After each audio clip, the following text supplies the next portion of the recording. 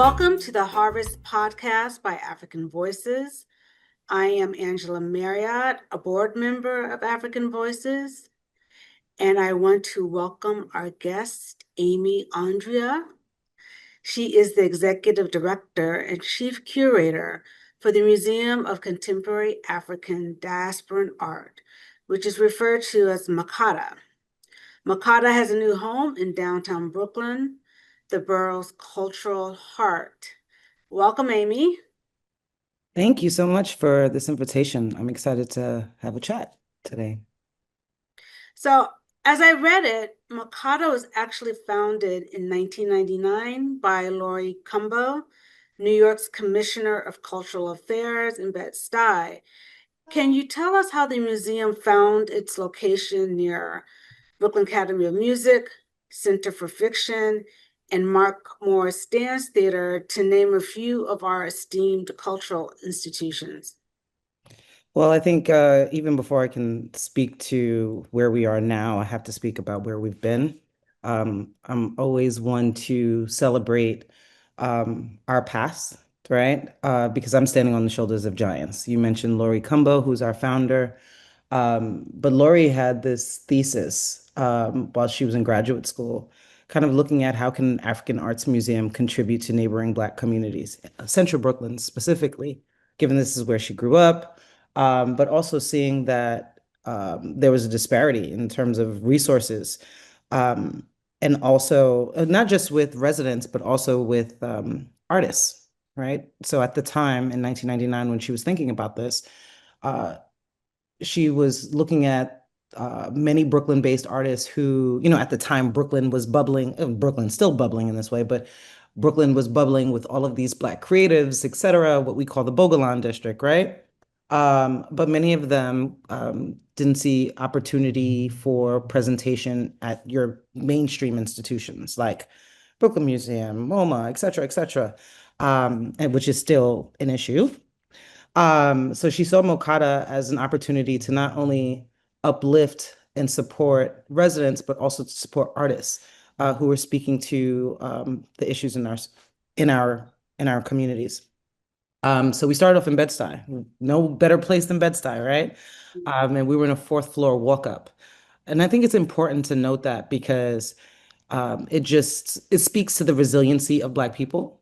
And when we are seeing a mission that needs to be filled or seeing a solution that needs to be created, we do it by any means necessary. So folks were coming together to create this space and make it a unique home for MoCada.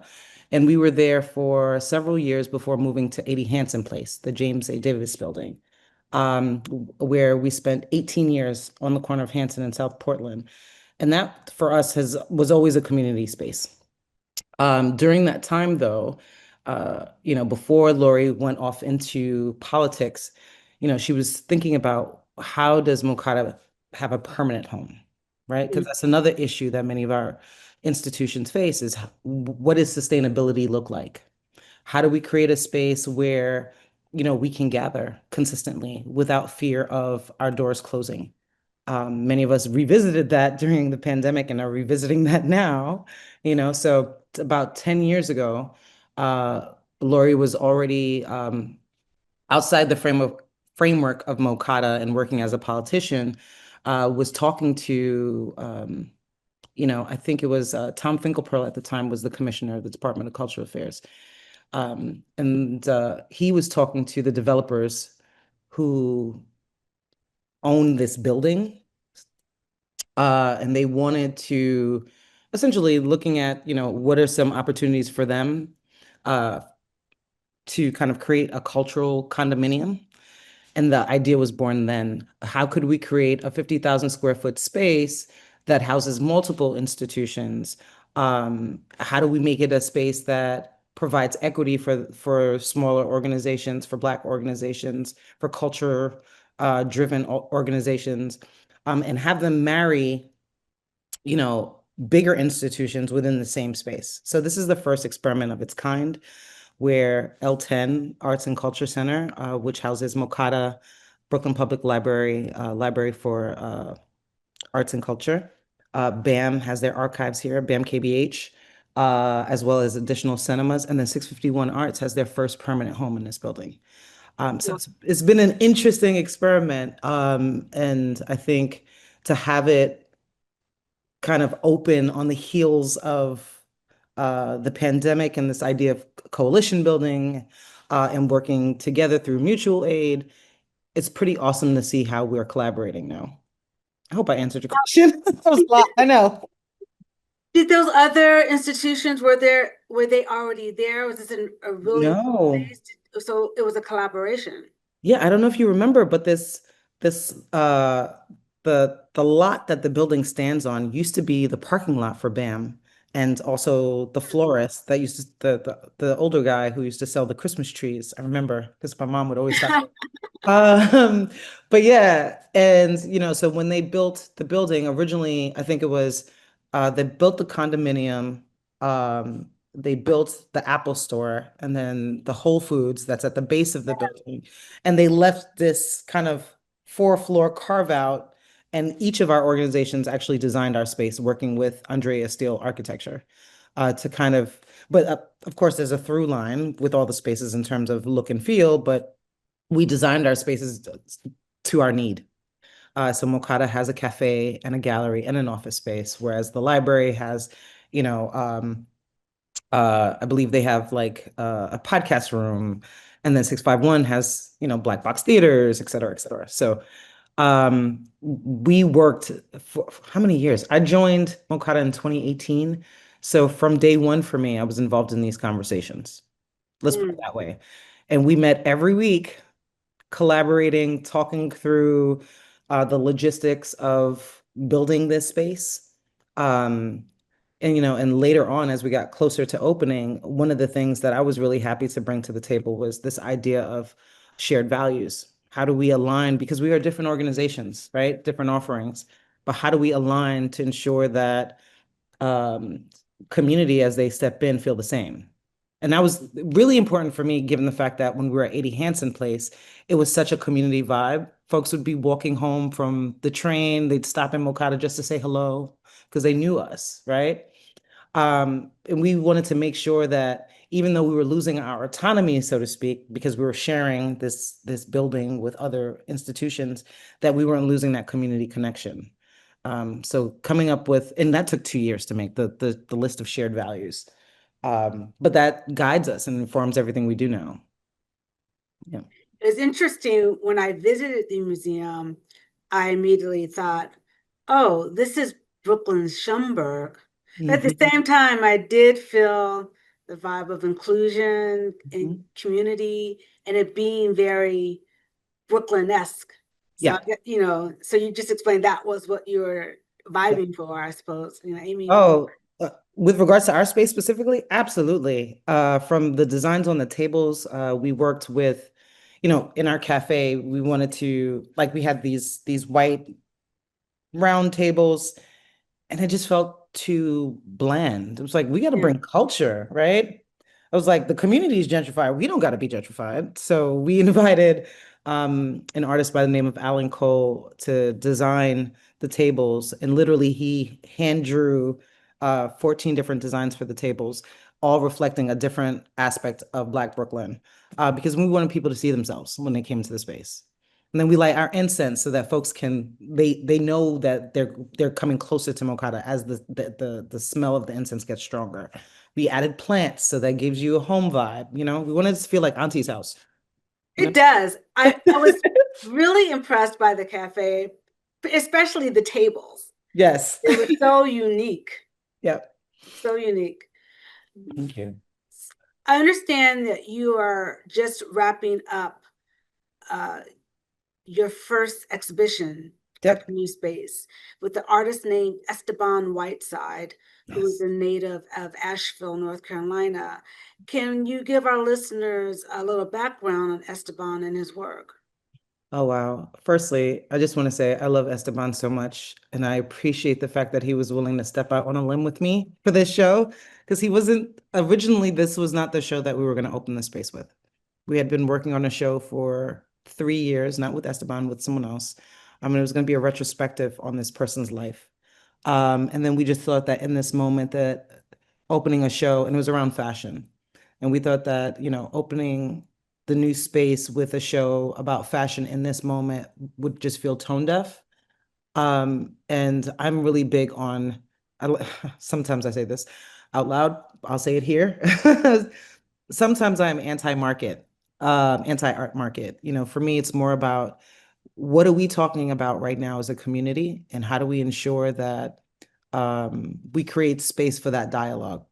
Mm-hmm. But with Esteban in particular, I thought that he was the right fit for this moment. The show's a very political show, and a little bit about Esteban was that, while growing up in North Carolina, he encountered a lot of racism. And, after school, after college, he moved to DC, and for him, that was a big city, right? And it was the first time where he started to realize how much racism he had encountered growing up. So he started to unpack that. He wasn't looking to be an artist, self-taught.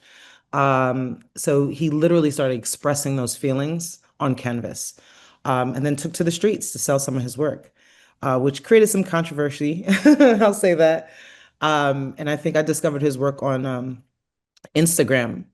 But after following him for several years and understanding that what he was doing was very much a social practice, a social justice practice of kind of speaking truth to power. And his style is like a Basquiat style where anyone can it's inclusive, I'll say that. There are times when you can look at Esteban's work and you can see the humor that he has. It's a very dark humor, but it's speaking about real things that we're encountering, real things that we've thought about or even had discussions about in the beauty salon or the barbershop. But beyond those spaces, we're not talking about it. It's kind of stuffed down and we just keep it moving, right?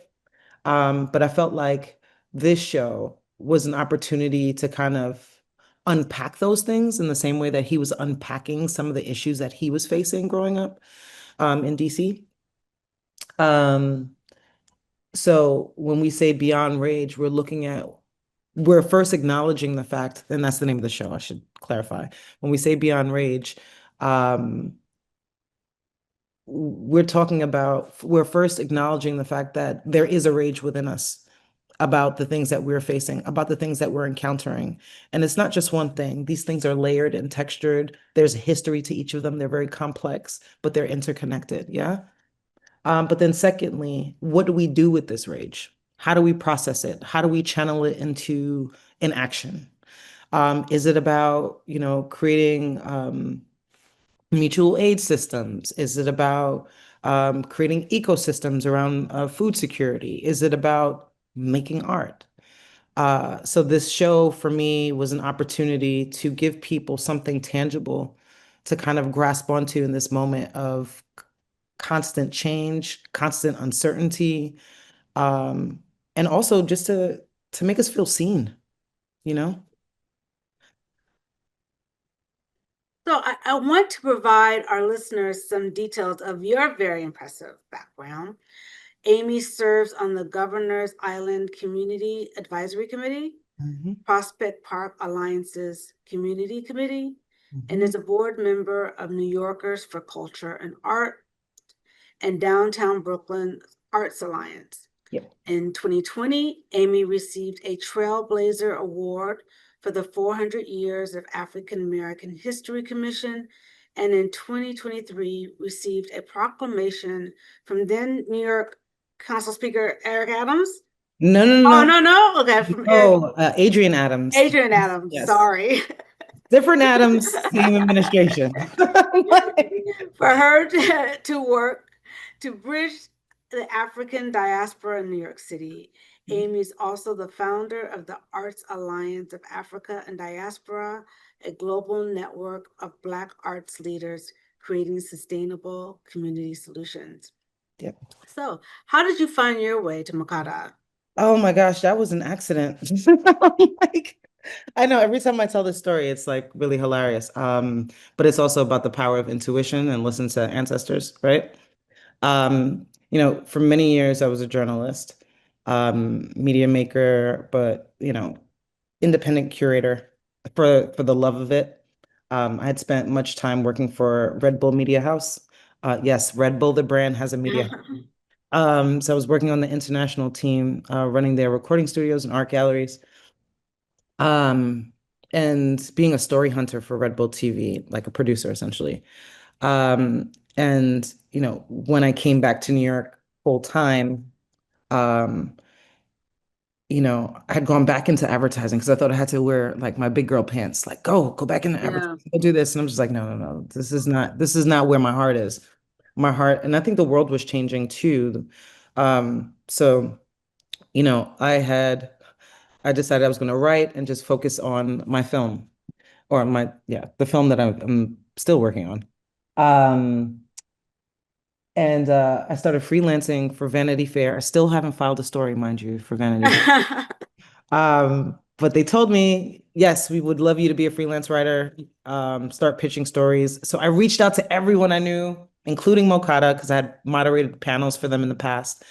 And then a friend of mine who was on the board um, told me that MoCada was in trouble. MoCada was going to merge with another organization, and that kind of fell apart. And MoCada kind of found itself in a state of disrepair. So we didn't have an ED. There was no staff. Our board chair at the time had stepped into the role of ED and trying to steer the ship forward, and that was the friend of mine that I mentioned. So I got inspired by our conversation and wrote a 2-year strategy deck and was just like, here, do this. MoCada will win. Don't worry, just do this. And he said, could you present it to the board? I presented it to the board, and the board was like, can you just do this? I'm like, I can do it for 6 months. I can only do 2 or 3 days a week as a consultant, but because I've got my own baby projects.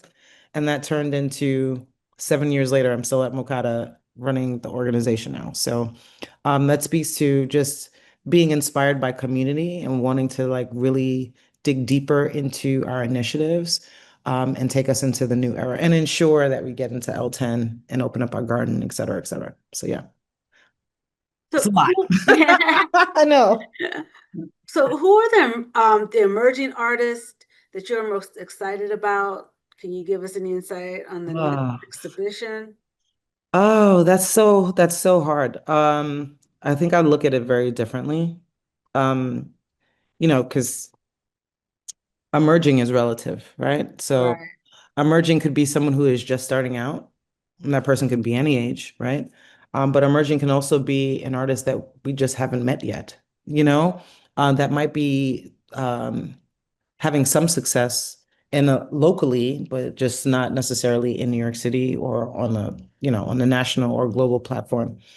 So I think that's a hard question for me, but I will say that I am really interested in art that not just art, but artists who are interested in connecting the dots of the diaspora, who are interested in unpacking things beyond, yes, slavery, but beyond slavery, thinking about, trade, thinking about language, thinking about all the various aspects of culture in its many forms, thinking about space travel, thinking about all the things. Um, I'm also interested in what Sadia Hartman calls like critical fabulations, right? This idea of, our history, much of our history has been either lost, erased, or, given back to us in pieces and chunks. So many times artists, what we do or we find ourselves doing is like kind of filling in the blanks. Um, and I think that's what my work tries to do, as at least as a curator. And I think now in film too, is this idea of how do we unbreak the continuum, you know? Like Dr. Marimba Ani says, let the circle be unbroken, right? How do we do that through this art form? So I'm not necessarily following the art market. I'm listening to us as a people, us as a culture. What are we experiencing? What's happening in Burkina Faso? What's happening in Barbados? What's happening in Brooklyn? What is the through line between all these things that are happening at the same time? And how do we get us to talk about it? So when I'm thinking about artists, I'm looking for who are the artists who can best help tell that story if that makes sense. So it could be an artist that's super celebrated, or it could be an artist who, like I said before, is an unknown. Like one artist that I'm loving right now is Floyd Tunson. Um, Floyd D. Tunson, I think he's out of Denver, Colorado. He's older. He's maybe 75, 76. Um, Amazing artist. And I'm wondering why we haven't done more with his work. Um, but then someone like Esteban Whiteside, who's in his 30s, is also interesting to me, who's self-taught. So it's not necessarily like, let me sit up outside of Yale School of Art and just wait for the next, Black artist to come through. That's not it for me.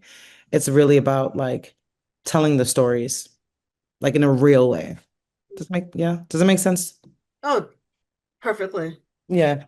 It leads me to my next question. We're at this political and societal moment in our country Mhm. where I'm sure that art expression and product is, especially by marginalized people, coming under scrutiny, particularly in terms of public funding. We National Endowment of the Arts installed cut funding. Yep. So how does that impact your approach now with artists, or has it? Are you seeing these tensions in their work now? I think those tensions always existed in our work, Mm. I think now is the time where more artists need to be digging into that space, to be quite honest. Um, I'm a believer of, in times of recession, people are their most creative, right? Um, and I think, you know, because censorship is because censorship is front and center, I think it is the duty of the artist to speak up on behalf of the people, to get us to look at ourselves. I think who was it? It's actually in my email. I should look at it right now. It's the quote that's in my signature. It's one of my favorites. The artist's role is to raise the consciousness of the people, to make them understand life, the world, and themselves more completely. That was Amiri Baraka, right? That to me is the essence of this moment. In terms of navigating it, I think times have always been hard for um, arts and culture organizations that are Black serving and Black led. Always. We're in a perpetual state of crises. Our communities are in a perpetual state of crises. And I think that what these moments do for me, essentially, is just tighten the focus. As an example, so for many years now, I've been thinking about, like when I first joined MoCada in 2018, I was thinking about this whole membership model, right? How do we break the kind of nonprofit industrial complex, but then also break this model of what it means to be an art institution, what it means to be a museum? How do we do it differently? How do we become a museum of the future, right? So in thinking about the membership model, oftentimes it's like, okay, you've got your different packages for a single, for a duo, for family, etc. But usually the package is just inclusive of gallery tours, events, maybe a discount at the shop. And I really started thinking about that. Like, wait a minute, that is not MoCada. Like, that's not what MoCada does. We have always been about art and social justice. So how do we reframe that? So we started doing some research about like what would it mean if our membership model included wellness? What would it mean if our membership model included food distribution? What would it mean if we just changed the whole dynamic and it's not just focusing on what's happening within our space, but also happening in our lives daily? Because that's who we are as an institution, right? We're about community first. So we're getting ready to roll that out next month, which is really exciting to me. I know it's going to be different, and folks are going to be like, what? Huh? This is possible? Yes, it is. Why not? Why can't we? So I think that's what this moment is kind of pushing me to do is just, again, tighten the focus and really hone in on what is it that community needs and how can we stand in a space of being the solution or being a conduit to the solution in some way, shape, or form. Well, thank you so much for participating. And believe me, the museum is awesome. I'm so glad that it's 15 minutes away where I live. I'll be walking there and visiting often. Please do. You're welcome anytime. So before I let you go, Mhm. name an embarrassing moment that you can laugh about and you tell your friends Oh my and God. Oh my God. I'm like, what is an embarrassing moment? I've had so many embarrassing moments. I can't even. I'm trying to think of one that's like, let me come back to that one. Ask me another question in the meantime. so, okay, I'll what think of that is one. your guilty pleasure, song or film? I can say my guilty pleasure is cult and scammy Netflix docs. Me too, actually. Me too. I just watched um Unknown Number. No, I don't know that one. Okay. Watch that one Okay. about this young teenage couple getting catfished in this small Midwestern town. It's the biggest reveal that I didn't see coming. Yeah, I'm no, surprised you haven't heard of it. It's been all I over social haven't. media. No, I'm absolutely obsessed with shows like that. I'm Uh, also obsessed with telenovelas, which is a whole nother thing. Blame my Haitian background. But I think what is that show with the pods again? Love is Blind. Oh my God, it's really bad, but I watch it all the time. I really I just started watching it because my Gen Z assistants and coworkers, they talk about it constantly. So I feel like I need to, but I couldn't get through 3 episodes. I'm like, I'm bored. horrible. It's horrible. It's really horrible, but I watch it because it's my only way to decompress. It's like I gotta tune everything else out and just give me like brain fodder, whatever. Like just give me nothing. Um, no, but I am obsessed with like crime dramas and all of that. Like it's bad. I was watching one the other day too. It was about some cult in Utah. Oh my God. It was like it was crazy. I can't even remember the name of it. I'll remember and tell you Well, later. text me because I'm looking for something Okay. you figure it out. All Thank right. you, Amy. Yeah. Appreciate it. If somebody wants to volunteer or support, should they just go on the website? Sure. We're always looking for volunteers. So to be clear, we have three different spaces. We've been talking about MoCada Culture Lab 2 at L10, which is in Fort Greene, which is our flagship space, but we also have the community garden, where we're always looking for volunteers there as well, also in Fort Greene. And then we have a house on Governor's Island, that is seasonal from May through November that we also host volunteers, docents. So we're looking for it all. To find out more, you can go to MoCada, MoCada.org/volunteer. And those opportunities are right there. Thank you. Thank you. This was fun. You have been listening to The Harvest Podcast by African Voices. We would love to hear from you. Send us your comments, your questions, suggestions for future interviews in our next edition. Follow us on social media and visit our website at africanvoices.com. Until next time, what are you harvesting? Thanks for listening.